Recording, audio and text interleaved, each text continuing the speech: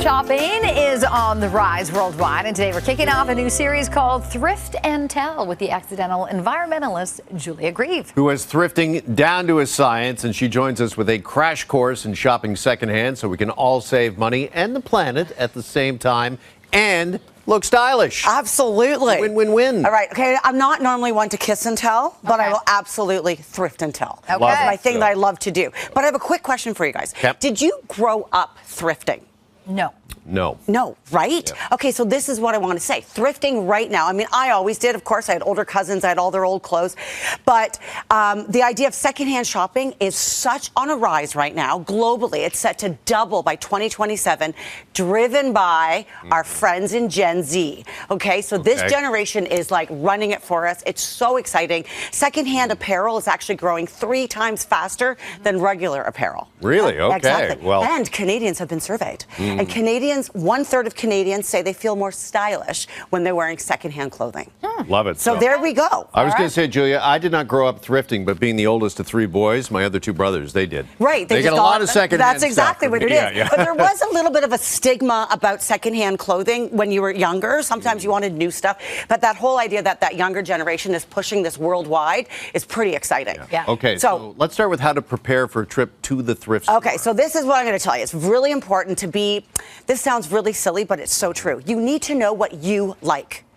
You think you know what you like, but no, you don't. You walk into a store, you see that red dress with the purse, you're like, oh, I like that because I saw it on Instagram, and they're telling you what you like. Thrifting, you need to have your own vision. People say to me, oh, you do such a great job at a thrift store. It's because I can see it. I know what I'm looking for. So create a vision board, things and colors and things that you like. So when you see it in the thrift store, you can spot it. Like nothing says Julia Grieve like a green, Green rooster? Green rooster. Okay. That's in my living room. I thrifted that. So that idea, the wine glasses, I'm always thrifting for pressed wine glasses. So people think I do such a great job. It doesn't all happen on one shop. I just know what I like, and I'm able to get that aesthetic. Okay. So we go in with a plan. We're prepared. Now we're in. Yes. How do we navigate this? Okay, this is a lot. First thing I'm going to say, all thrift stores are not created equal. Let it be known. Better thrift stores are in the, out of the major city centers. Like you want to get into the suburbs, into small towns. That's great. Other thing, a quick navigating, don't go on sale days. You always think sale, sale days. No, so overwhelming. They usually put out a ton more merchandise that they're trying to move out the door. So I would avoid that because it could get very frustrating if you've never thrifted before. Okay. So that's really good. And then dress comfortably. Keep in mind that you're not going to have dressing rooms in a thrift store. So you want to be able to either have leggings on so you can try things on. Yeah. Leave your... Why shop? Sorry, I was going to say shop earlier in the day and scour every corner. Is that to make sure that you find the deals? Yes. In the morning is 2 things. You have more energy and so does the staff. Okay. Like this is a treasure hunt, right? Right. So the other thing, once you actually get into the store, this is, and I kept laughing, and I was talking to my kids about it. They're like, Mom, that's more like thrifting 2.0. So thrifting is by your senses. Okay, so this is my trick. So you see, so you look around the store. Again, I can spot the rooster a mile away. So you see and you scour. Number 2, feel, tactile.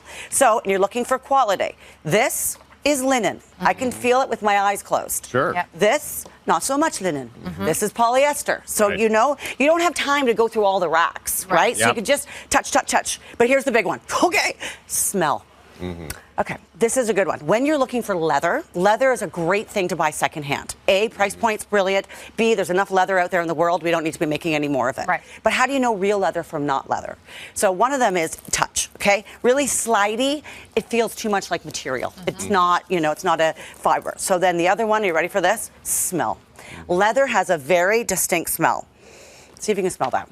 It's musk, not musk, musky, like a musk oil. Smells like leather gloves, right? Yeah. You can smell it. So walk through the thrift store, smelling all the stuff. Make sure. That's a good look. That's my kids are like, Mom, stop it. Oh my God, stop, Mom. I love this. I actually really like that. Isn't that great? Yeah. And so those are some of the things by touching and feeling you can do a great job with. Okay. Gotcha. All right. You've got some other golden rules for us that we should be following. Words to live by. Number Number one one is no deal is a good deal unless you're going to use it. When you first first get into thrifting, you start seeing price points. You're like, yeah, Right. $1.99. Yeah, $1.99 for nothing you need in your life. Yes. Don't bring it home. Right. Another one is consider those repairs. You see things, you're like, are you really going to do it? How many projects you got on the go? Like, who's doing the buttons? Let's be serious. Yeah. So things like that. And then, obviously, this is another one that kids get embarrassed. I love to thrift little tiny appliances, radios, blenders, all that stuff. Try it before you leave.